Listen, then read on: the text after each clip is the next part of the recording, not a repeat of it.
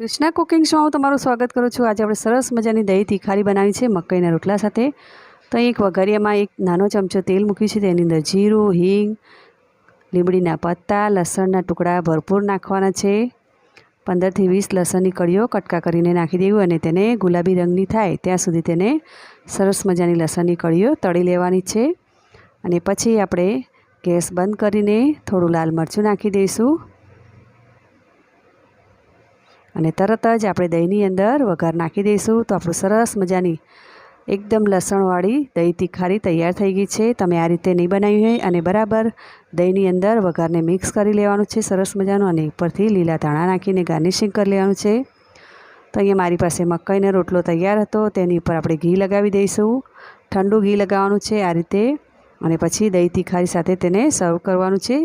તીખારી Krishna cooking શોમાં હું તમારું સ્વાગત કરું છું। આજે આપણે સરસ મજાની દહીં તીખારી